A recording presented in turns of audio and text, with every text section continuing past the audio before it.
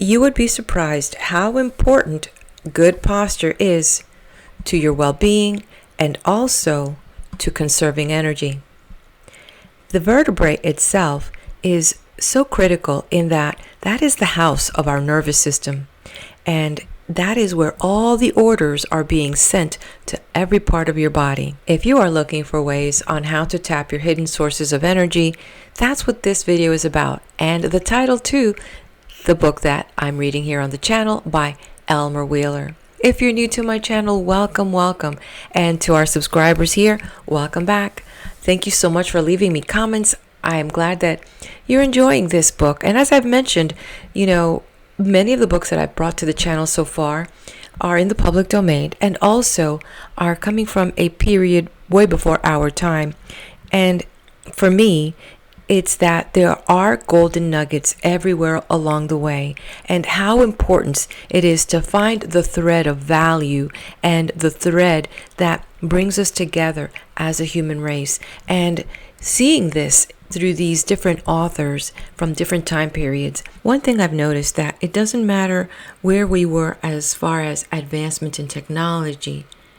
It is man's hunger to know himself, man's hunger to become better, to reach closer to that ideal that seems to bring us together. And I continue to believe that it is the preservation of some basic core values along with some knowledge of the design of man and nature that we begin to understand better how to navigate ourselves mentally, emotionally, spiritually, physically within the universe as it's unveiling itself before us.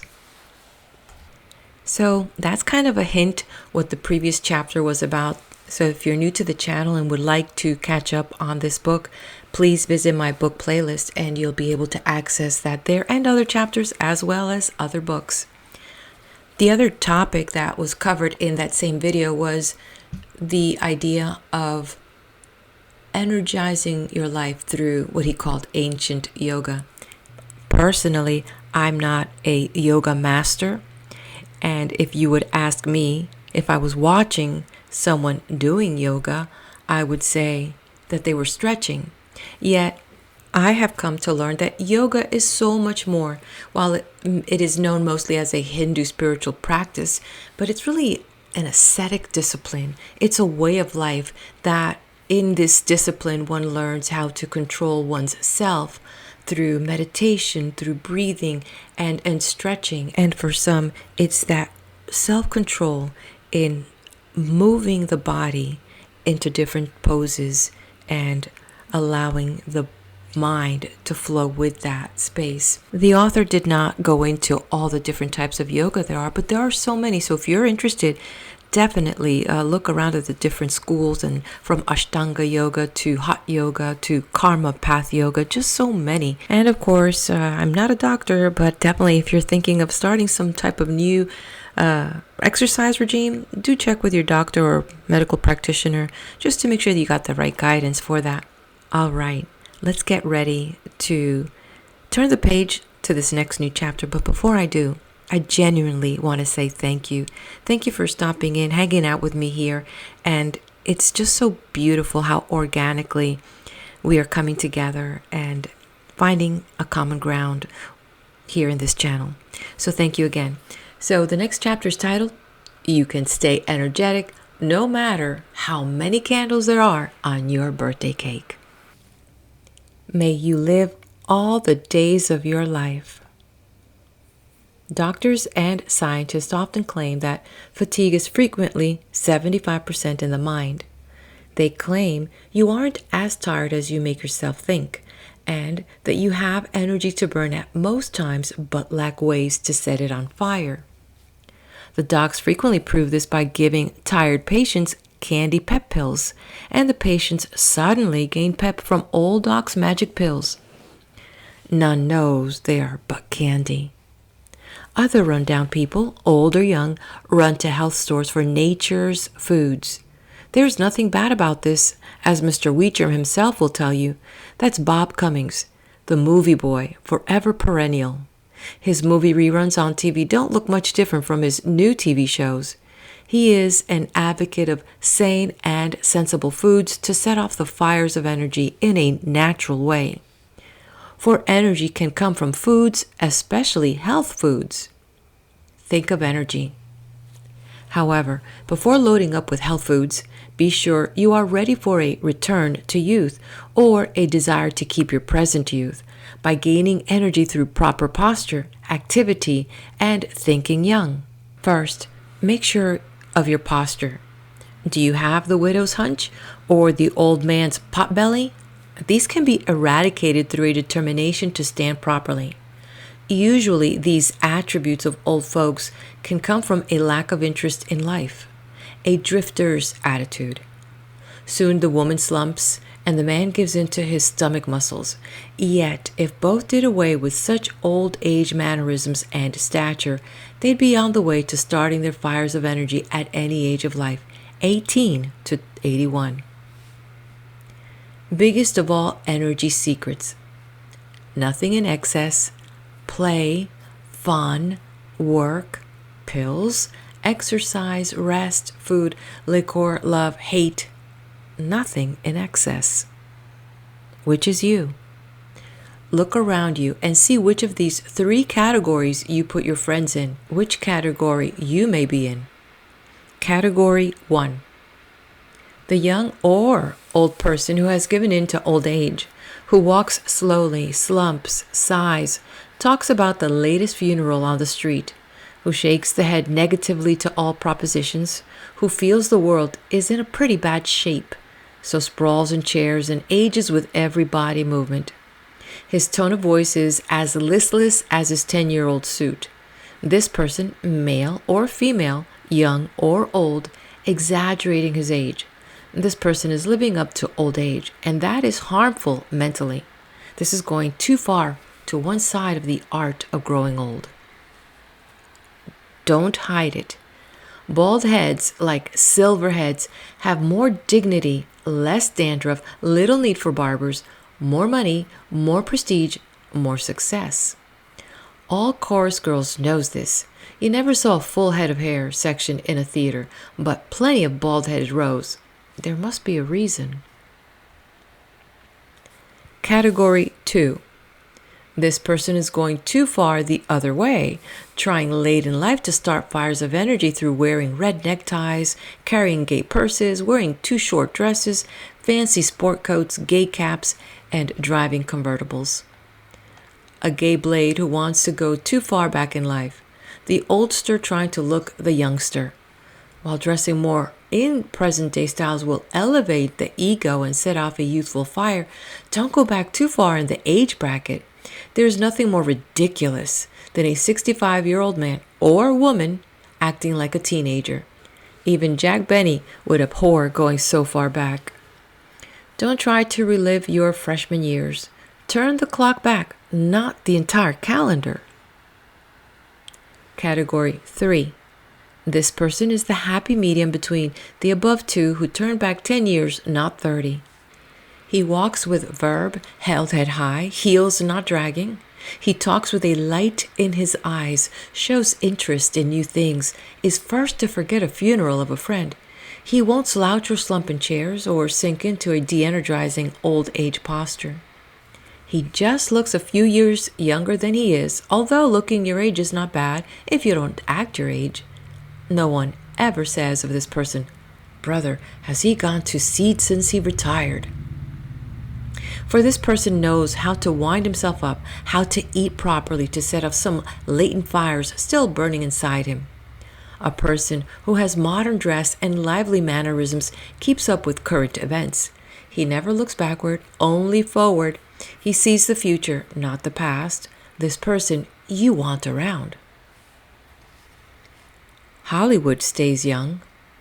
Clark Gable was young at 60 because of gay mannerisms.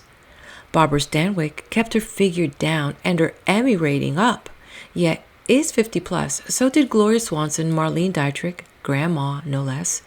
And if you look around you in the room, neighborhood, or town you live in, you'll see other Gables, Stanwicks, and Dietrichs with the names of Schwartz, Jones, and Riley.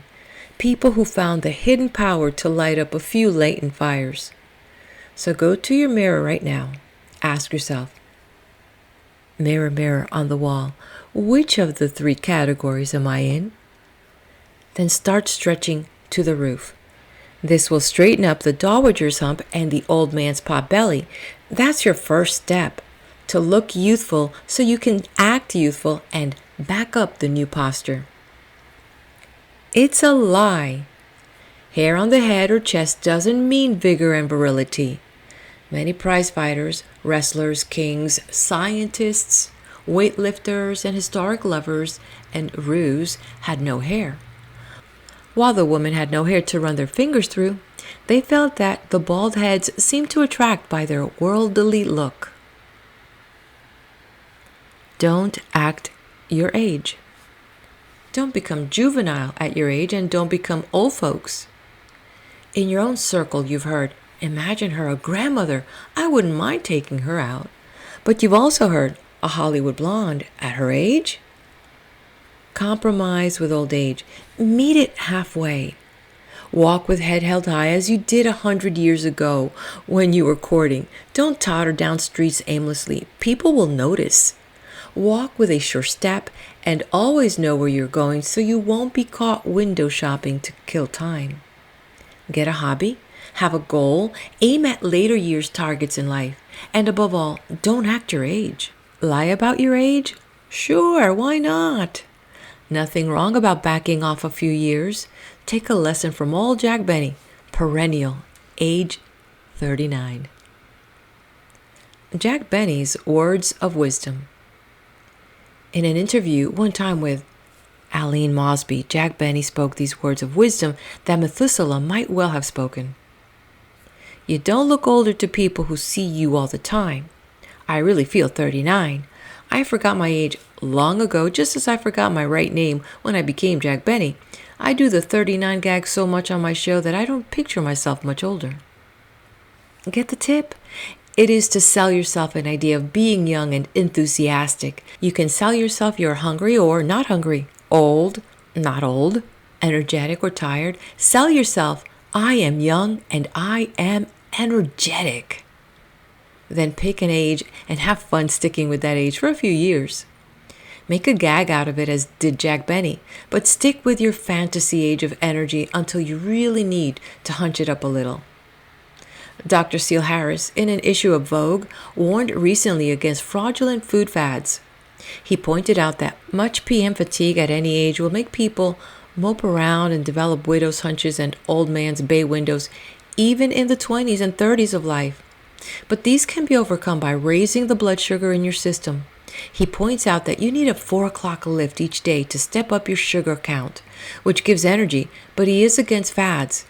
He prefers you do this with fruits, nuts, or English style with tea and biscuits. These little lifts overcome afternoon depressions, providing you don't overdo the nibbling at a cocktail lounge and gain weight. Is energy for sale? Can you buy energy? Yes. There are certain foods in health stores that give you nature's minerals and vitamins in the raw as nature intended you to have them without super refining. See your doc and learn what foods he feels will give you what you require. Then visit a good health store and find these foods. They may be in certain jellies, biscuits, fruits, and in whole wheat germ that still has go in it to make you go. F.L. Lucas, the writer, once said, "If human energy could be bought like electricity, I do not know on what a wise man would sooner spend his money." Your energy can, in part, be bought over a counter. There are calorie-less candies, pastries, and salads with 1 calorie per spoonful and not the usual 100 per spoonful. Also, soft drinks with the calories removed, but the energy left in it. There are breads, unrefined as in Grandma's day. There is in particular Venus wheat wafers, a delicious cracker with about 1/10 the calories. You find it in ordinary crackers at your grocer, and they are stylish too for serving at cocktail parties. We eat them in our home. So visit a health store after a chat with Doc. You may be surprised how health is really for sale. And remember, you are what you eat. Happiness generates energy. Happiness, say psychologists, keeps up energy flow. There are happiness pills on the market now for depressed people. Doctors know them by their trade names. They're often called psychoenergizers by Dr. Nathan Klein, an advocate of the principle your energy can be made to burn through proper foods. If you are down in the dumps continually, ask Doc for a happiness prescription. Find a daydream. If you are an oldster needing pep, find a late life daydream to fulfill. Picasso created art after 70, then before. Also Grandma Moses, also Churchill, also that lively retired fellow down your street. All learned the secret of kindling a rundown fire through having a daydream left in life that must be fulfilled. You can't wear out a daydream. Vogue editors say the fuel to start off an energy fire is to have an interest in life at any age. It's the miraculous fire that ignites our highest energies. Try these 4 steps. So if you've ever said to yourself, I'm lonely, I'm bored, I'm defeated, just look at me. Try these 4 steps. 1. Get a good hobby. A hobby keeps the mind and the body busy, and in keeping it busy, you won't have lonely fingers or a lonely heart. 2. Get into some group, a club, a card playing group, a sewing circle, or a man's gym class. This keeps boredom away from you. Be with people. They make you forget yourself, and in forgetting yourself, you have no reason for being bored and lacking energy. 3. Buy a television set. This is one modern way to keep from being bored. Many a radio kept many a woman or traveling salesman from being bored. Now comes television, where you can live with the actors, and in being a part of actors, you have no time to be bored. 4. Read books. Many a president of the United States read himself to sleep with detective stories. The faster the reading, the better for your loneliness. You can't be bored with a good book, or one of the paper-covered kind. In living the adventures of others, you quit thinking about yourself, and your loneliness vanishes, and you feel happy. 13 more steps to energy. Here are the 13 easy rules to step up energy and set your fires of energy burning. 1. Take a long, fast walk. This tires out tension and nerves. 2. So will a good cold shower. 3. Or a good conversation without the argument. 4. Forget yourself in a movie. 5. Get lost in a television or radio program. 6. Try a cup of tea. It warms up stomach and mind. 7. Play a game such as tennis, golf, billiards. 8. Laugh. It softens tensions fast. 9. Make faces at yourself in a mirror. No kidding. It makes worries seem smaller. 10. Unwind. You are wound up too much and need to unwind. 11. Deep breathing helps remove tension. Take a deep breath. Take several and watch your brain unwind. You can't miss. 12. Talk worries over with others. Let loose. Unwind. Tell them all your troubles. In so doing, you get out what is in you, and the poison leaves the brain, and you feel better. 13. Scream. Go into the bathroom and scream. It will relax you. If you don't make it so loud, the neighbors will phone the police. Right in your own mental medicine cabinet are sure cures for common daily mental aches and pains. So pin the above 13 rules inside your medicine cabinet, and when you find yourself saying, I'm lonely, I'm tense, I'm worried, I'm nervous, then reach for these prescriptions and see if among them isn't a cure or two. They are sugar-coated. No prescription is needed. Chapter Success Story. Phil Kelly was required to retire from a national organization he headed. He got a fishing pole, a gold watch, and a pension, all in the same day he lost an eye. Being retired at 65 and losing an eye made him rebellious. He asked himself, should I give up, as the comptroller suggested, and be a nice old man to grow old gracefully? He shouted no and added, "I'll grow old rebelliously." And so he has grown now for several years. He engaged in many businesses and soon came to the top of the pile again. For years, he has been president of the New York Sales Executives Club, plus a stem winder in several businesses, a remarkable leader of the rebellious who refuse to grow old gracefully. Among Kelly's tricks to rebel is having a hobby. One thing I notice in my growing old rebelliously, I no longer drink to excess and get away with it. So I have made golf my outlet, my hobby. Many a droopy drawers told me to quit the game since I had lost my eye. A pro told me not to blame my eye for my 100 plus score, telling me what I did wrong couldn't be overcome with 4 eyes. He corrected me. Now I'm in the lower 90s. Another trick of rebellious Phil Kelly is don't live on the breath of yesterday. You must look forward and not back. The past is gone. The future is ahead. And so sums up a great guy who thinks growing old is rubbish, who gets kicks out of growing old rebelliously. Chapter Thought. The devil hates laughter. Tension hates laughter. So have a good laugh on the devil and your nerves. 4 more energy tricks to overcome old age, loneliness, and boredom. 1. Find good companions. 2. Buy a dog or any other pet and train it. 3. Get interested in some civic project. 4. Join a neighborhood club of any sort. End of chapter. We're going to head on to the next chapter right here on this video. So sit back and relax as I turn the page to chapter 19, How to Get Your Second Wind to Regenerate Energy and Step Up Pep. No one knows what he can do till he tries. The athletic hero sinks in sheer exhaustion. His face is wan, his lips are tight, he pants for oxygen. The game has him down. Then suddenly he sees something happen in the game. It stirs him up. It makes him mad, determined, annoyed, desperate. He is prompted to leap to his feet and charge back into the game, and the team wins. He got his second wind, smiles the coach. Thus, many a game of strength or of nervous energy is won through a second wind. Many a life is saved when the patient gets his second wind. Many failures turn to success when someone gets his second wind in life. The second wind of life, what is it?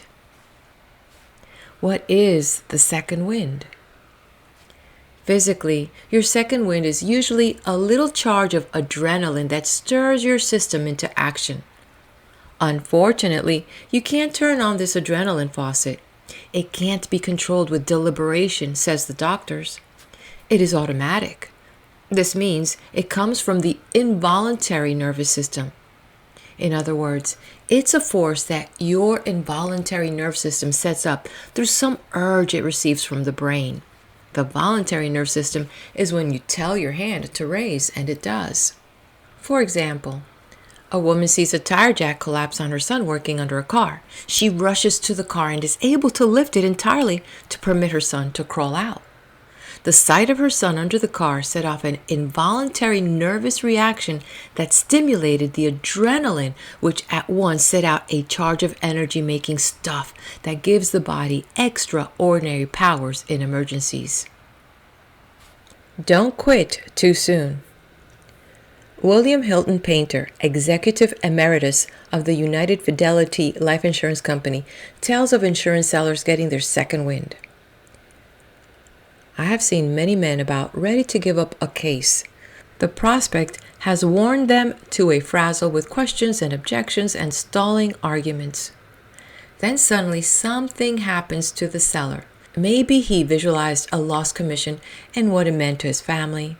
Maybe he just got gold darn mad at the prospect and got really going.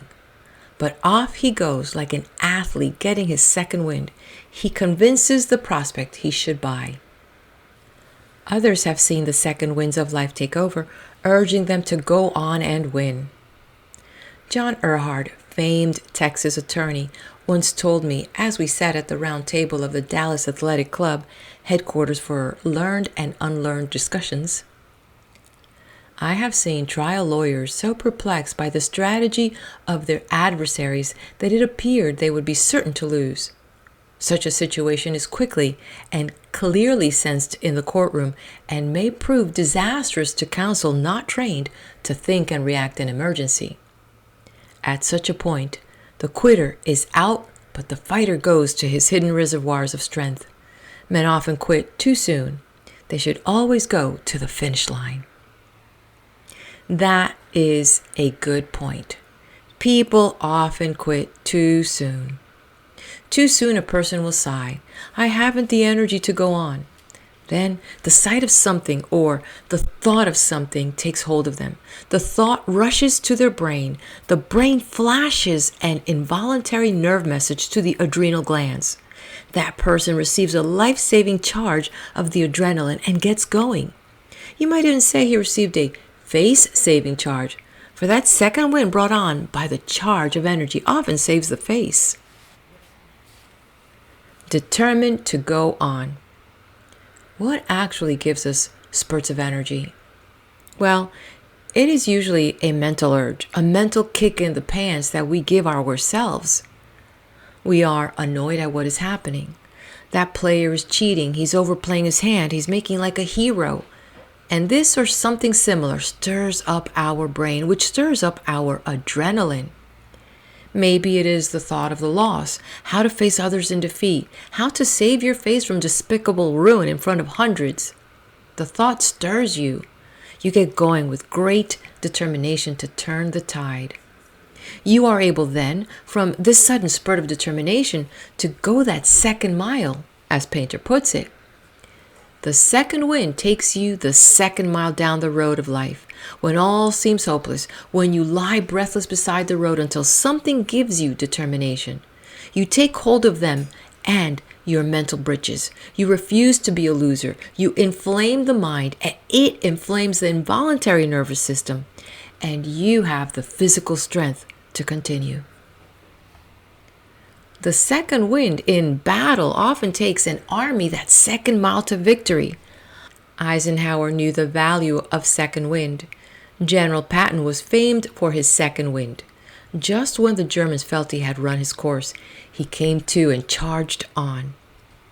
Ask a person what has made him go his last mile, and the answer often is, "I got mad. I got determined. I just couldn't see myself going down to defeat." The point, they had the will to go on.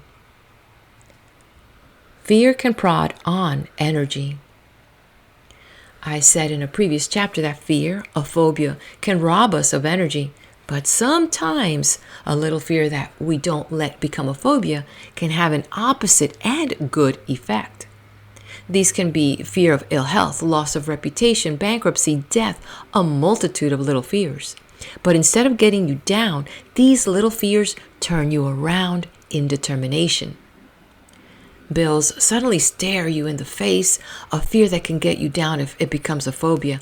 But if the fear isn't of the phobia sort, it can give you determination.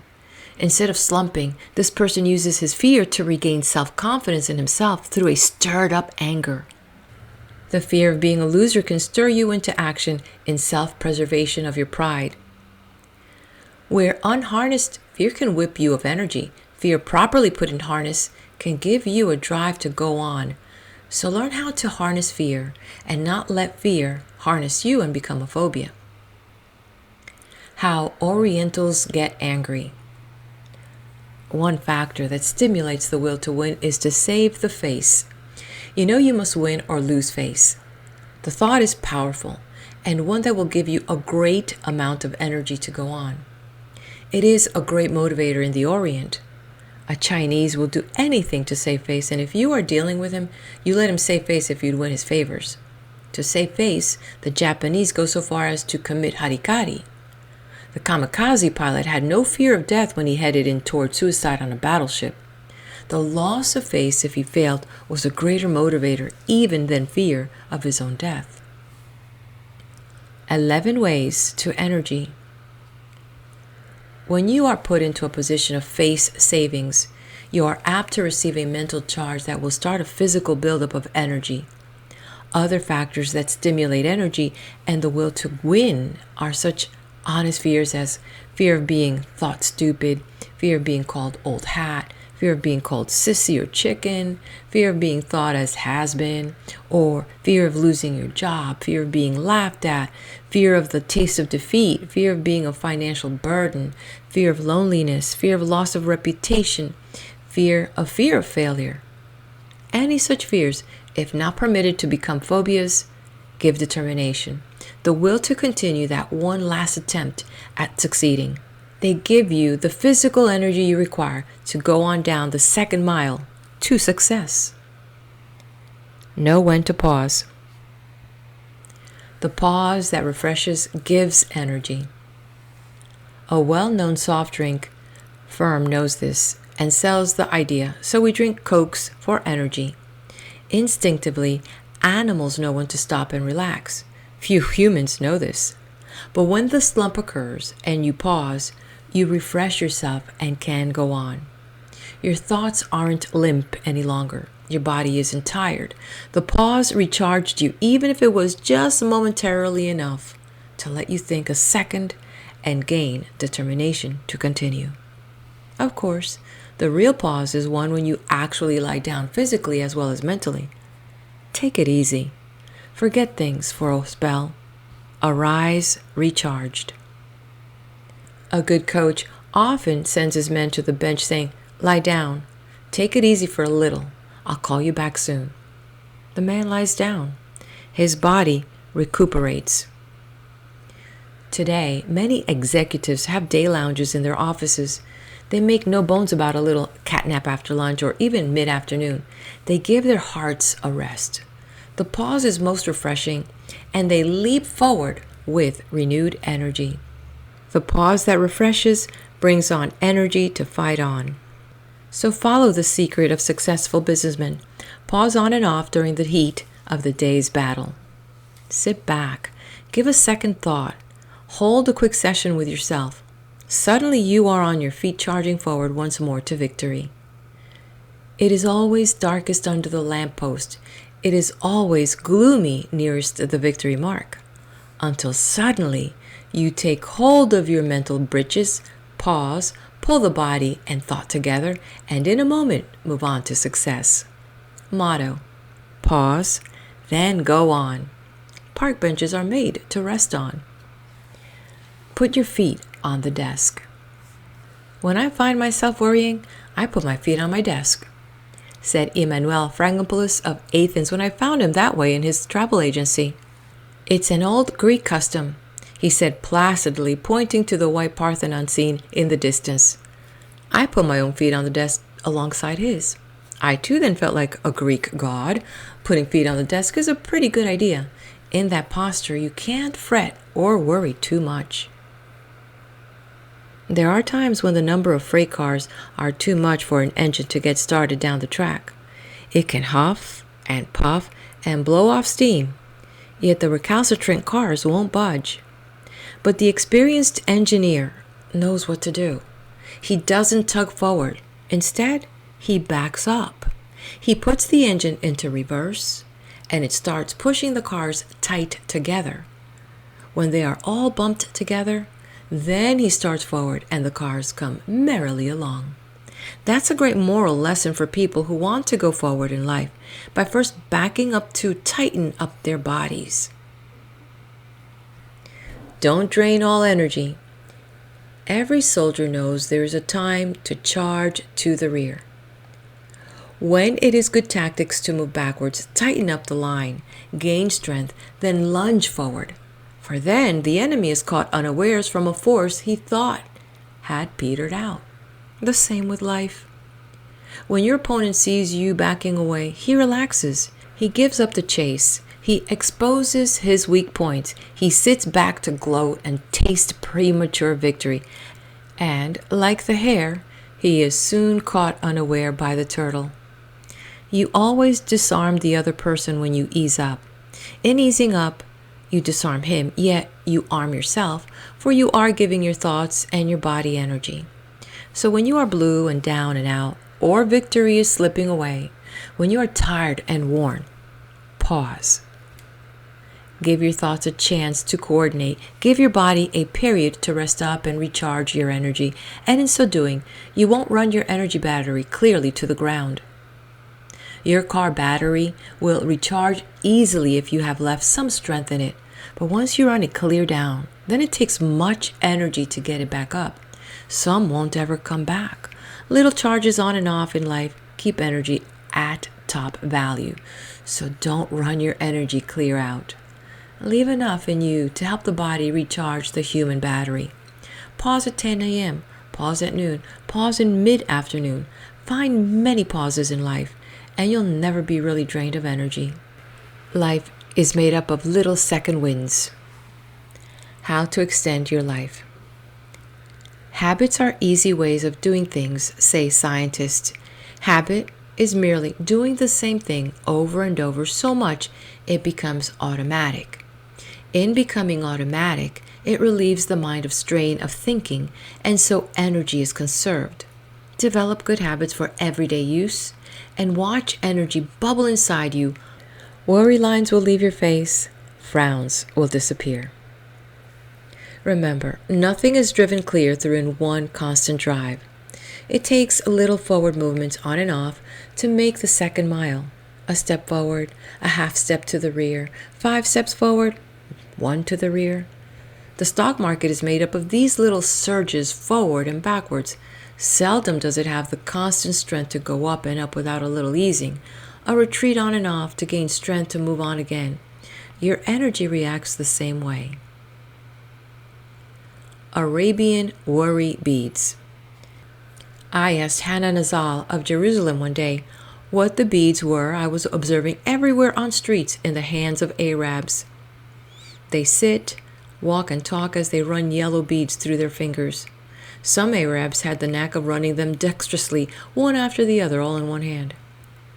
Are they religious beads of some sort? I asked Hannah. No, they are worry beads, he said. Arabs walk or sit and fiddle with the string of beads. They do it to ease tension, to release nervousness. They let the beads do their worrying. You mean the beads absorb troubles? That is perhaps one way to look at them. Westerners drain off nervousness by tapping their fingers or feet. The Arab prefers to let his fingers count the beads and in so doing, drain off tension. After some fingering of his beads, usually in deep thought, he has solved some mental problem and is ready to go on. I like the idea of worry beads. I even bought some myself and found them effective in helping me. I don't think the idea would sell on a Western Main Street, but they certainly go over in Arab lands. I learned a trick the Arabs like to use with these 32 beads. When an argument, say on price, gets tense, they hold up a handful of the beads and say, if I hold an even number in my fist, I pay your price. If an odd number, you pay. Usually, a deal is made this way. There is another interesting side benefit to the beads. The erudite Hannah Nazal said, a twinkle in his eye, if I can't make up my mind to do something, I will take a handful of the colorful beads and say to myself that if I hold an even number, I must proceed with my ideas, but if I hold an odd number, I must give up the project. Maybe we do need Arab beads in America after all, as psychological crutches.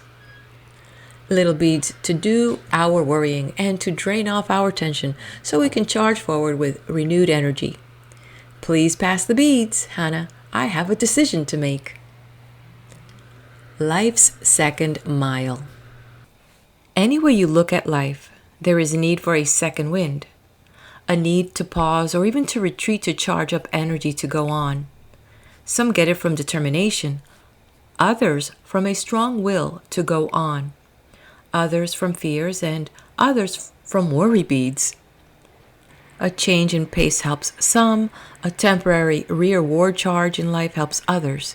Find your own method of getting your second wind, or going that second mile in life.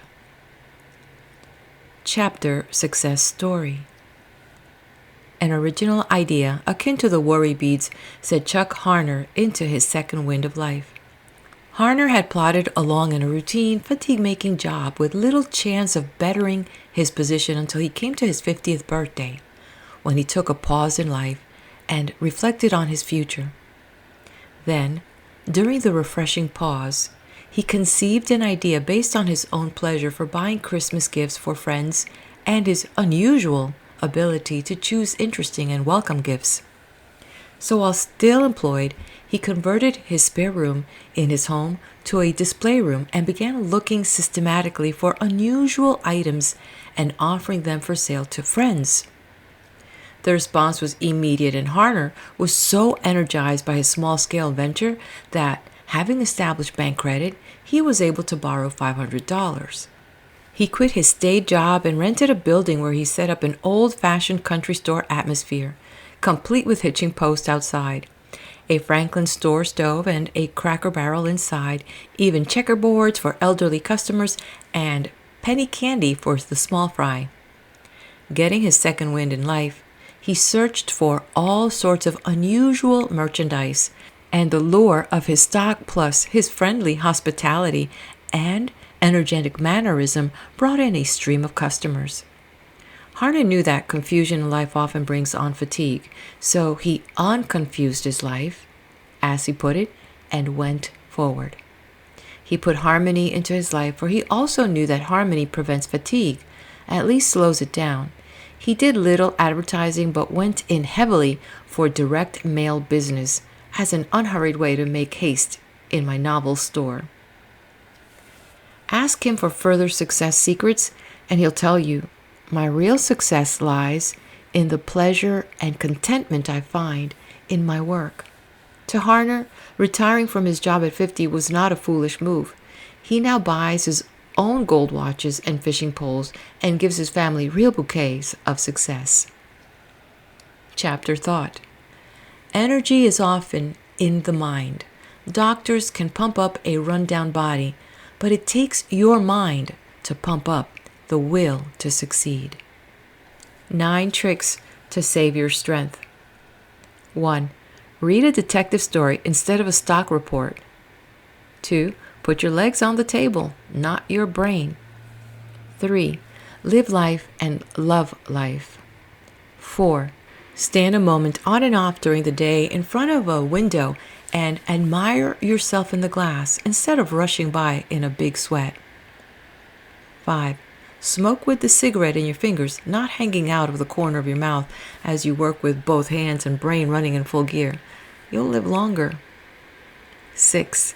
Don't have a heavy foot for the gas pedal. You won't be ahead of others except for a block or two anyway. 7. Stop and chat. Don't wave and rush by people. 8. Forget to worry. 9. Don't point at others. Fold your arms and you'll last longer. End of chapter. Meet me at the next video where we're going to find out what Elmer Wheeler says about remaining youthful and energetic.